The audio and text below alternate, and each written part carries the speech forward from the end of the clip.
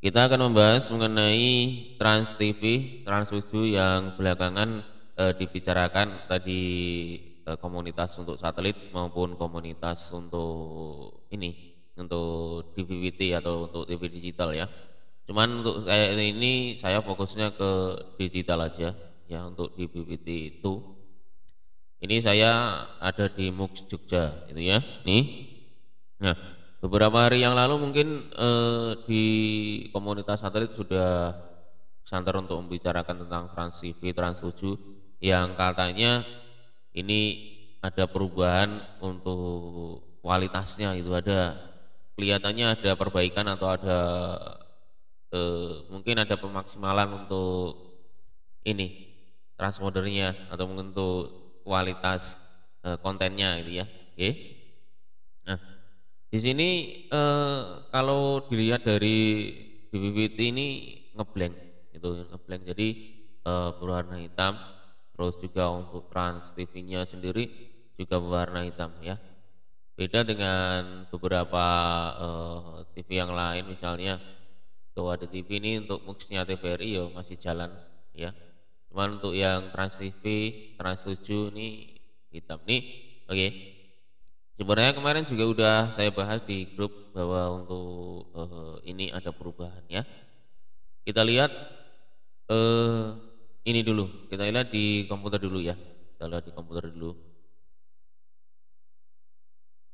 Oke, di komputer ini saya udah membuka untuk website TV WAF ya. Ini salah satu yang memuat untuk kanal Jogja. Misalnya untuk saya buka dulu. Ini untuk TVRI-nya. Terus, nah ini untuk yang trans ya. Trans ini dari SID-nya 21 ya. Untuk SID-nya untuk Trans 7 1. Terus untuk ini VVID-nya 756 355 500 358 ya. Oke, kita lihat kita analisa dulu. Ini dulu untuk kodeknya H264 atau untuk orang lain menyebutnya untuk MPEG 4. Sama juga untuk yang 35 ini untuk ini juga H264 ya. Ini HD ini udah MPEG 4, terus ini hitam ini kenapa gitu. Oke. Kita lihat dulu untuk di Trans Edit-nya. Kita udah membuka untuk Trans Edit, kita coba untuk cari transponder ataupun untuk kanalnya Transmedia. Kita analisa ya. Di sini untuk PID-nya, misalnya saya ambil untuk Trans 7-nya nih. Untuk video sendiri 756 500 kelihatannya juga agak ada bedanya untuk PID-nya. Terus di Trans TV-nya ada 355 358 ya. Oke. Jadi untuk SID-nya nggak berubah. SID-nya nggak berubah. Terus sebentar kita lihat untuk datanya. Misalnya begini ya. Untuk Trans 7 756, untuk Trans 7 kita ambil dulu untuk Trans 7 dulu. Trans 7 756 nih. 756 500 ya. Nih, berarti tidak ada yang berubah. Trans TV-nya sendiri 355 358, berarti tidak ada yang berubah. Cuman yang berubah adalah di bagian stream type-nya. Stream type-nya ya sebenarnya H264 ya untuk Trans 7 sekarang menjadi MPEG 2. Terus ini ada juga untuk Trans TV-nya jadi MPEG 2. Jadi masalahnya cuma ada di PID kodeknya. Karena yang sebelumnya MPEG 4, terus sekarang tuh jadi MPEG 2. Jadi perbedaannya di situ aja. Ini untuk receiver atau STB-nya tidak bisa mengenali untuk kodeknya gitu ya. Jadi untuk encoder decodernya ada kesalahan. Untuk itu yang perlu dilakukan agar bisa nonton lagi, ini untuk channelnya masih aktif, jadi kita tinggal scan aja. Nah, perbedaannya di sini adalah ketika kita melakukan scan itu tergantung dari receivernya gitu ya. Contohnya seperti ini. Kita balik lagi ke STB-nya. Ini saya pakai Avenic dengan firmware-nya Lumax. Kita masuk ke bagian menu ya. Nah, di sini kita mencari manual, jadi kita manual search. Ini udah di frekuensi channelnya 47.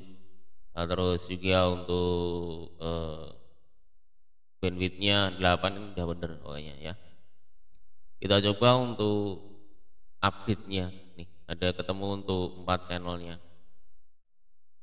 Kita lihat untuk di Trans 7 ini masih gelap. Nah, ini ya. Trans TV-nya masih gelap itu. Jadi memang kasus seperti ini tergantung untuk receivernya. Ini kita harus membuang dulu. Buang dulu ini bisa kita lakukan secara manual. Misalnya kita lakukan secara manual dulu. Kita masuk ke channel editnya. Di sini kita delete ya, delete dengan tombol biru. Ini delete juga. Terus kita exit kan. Ini kita pencariannya secara manual ya. Ya, nih kita masuk lagi ke pencariannya secara manual nih untuk frekuensinya 47 untuk kanal Jogja.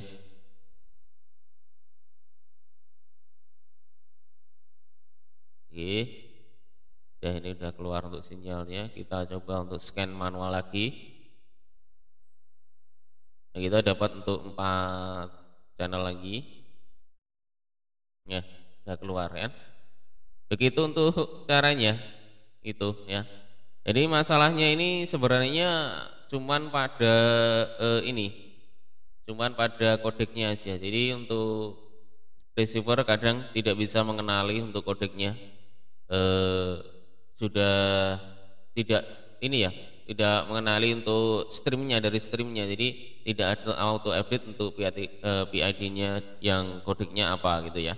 Dia membaca untuk PID-nya tetap, terus untuk kodeknya tidak bisa membaca bahwa dia itu MPEG 2 atau MPEG 4. Yang sebelumnya MPEG 4 kalau ternyata yang datang dari streamnya MPEG 2 ya nggak bisa didecoder dengan benar gitu ya.